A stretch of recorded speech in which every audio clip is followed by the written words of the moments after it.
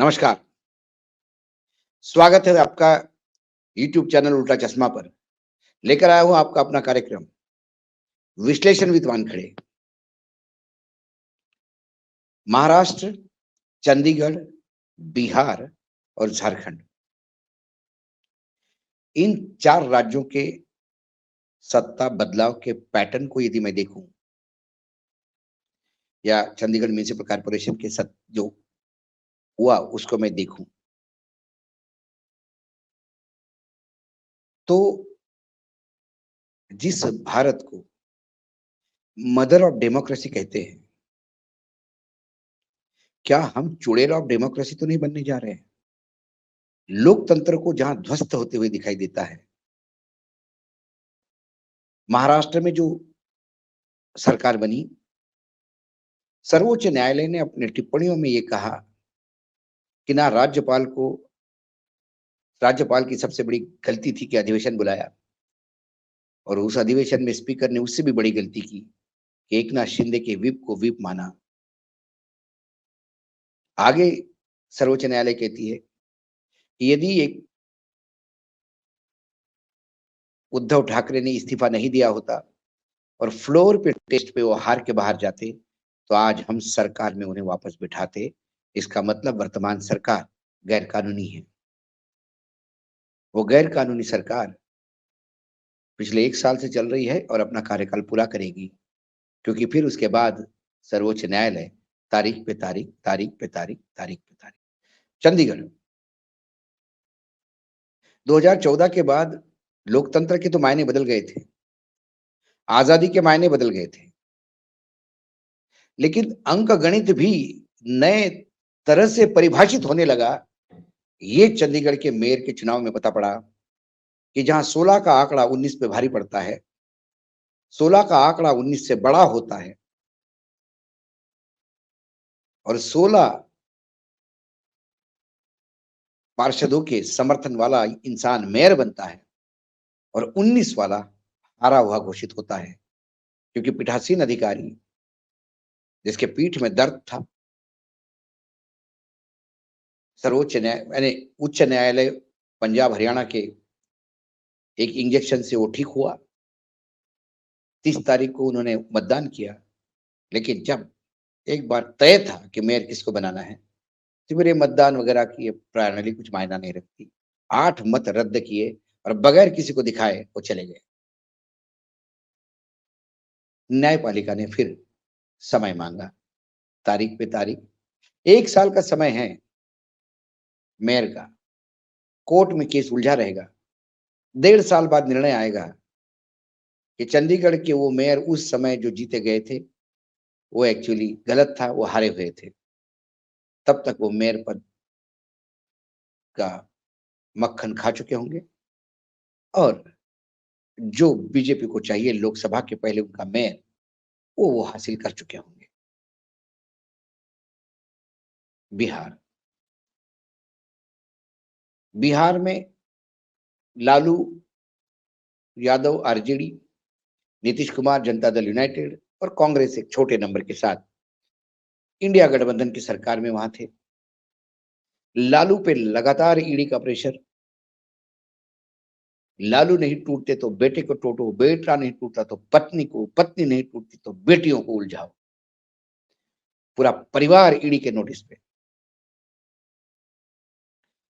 जो इंसान वृद्धावस्था में हो, उम्र उसकी ज्यादा हो, जो बीमार हो, उसे घंटों 9-9 घंटे 10-10 घंटे तक बिठा के रखा जाता है। ठीक है, लालू ने भ्रष्टाचार किया होगा, सजा मिलनी चाहिए। और यदि ये भ्रष्टाचार की लड़ाई है, तो फिर ये भ्रष्ट लोग जो भाजपा का दामन थामे हुए हैं, इनके ऊपर क्यों नहीं? उसी बिहार में एक तरफ लालू को परेशानी, दूसरी तरफ नीतीश कुमार को लल्लन सिंह के करीबी पे रेड, उनके वित्त मंत्री के साले के यहाँ रेड, उनके सबसे चहेते एक उद्योगपति बिल्डर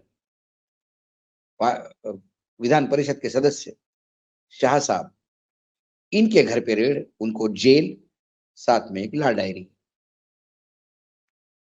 लाल डायरी में ऐसा क्या था कि नीतीश कुमार बिना कारण दिए पलटी मार गए।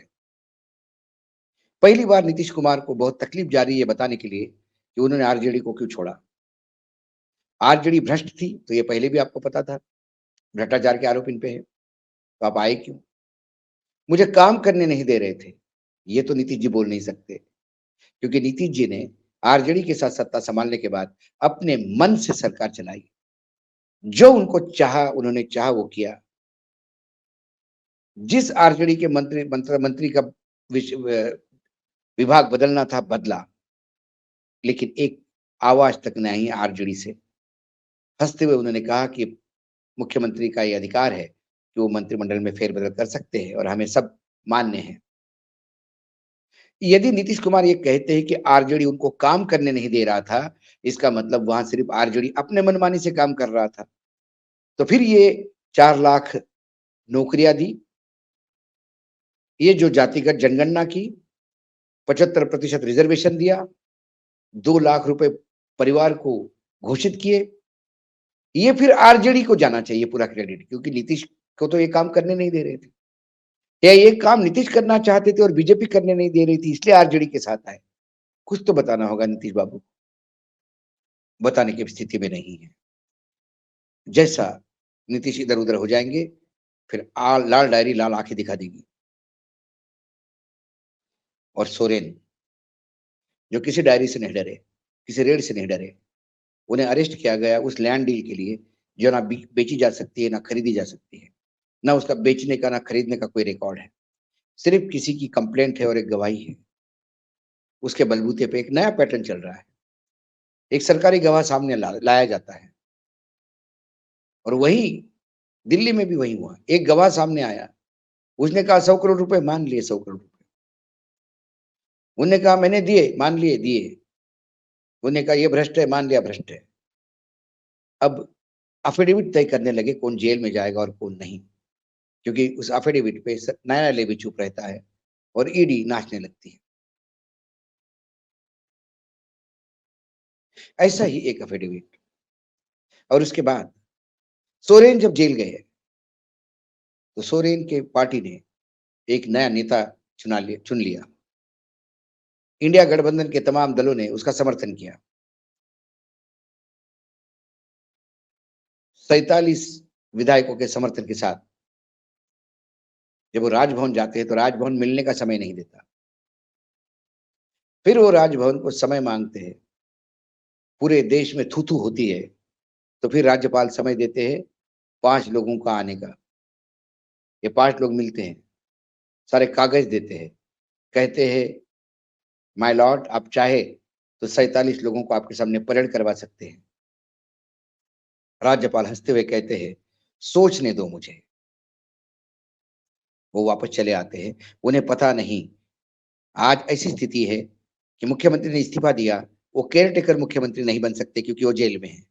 मुख्यमंत्री विहीन झारखंड है। झारखंड राष्ट्रपति शासन की तरफ लेके जाया जा रहा है, क्योंकि वहां सत्ता किसी भी हालत में हाथ में नहीं आ रही है।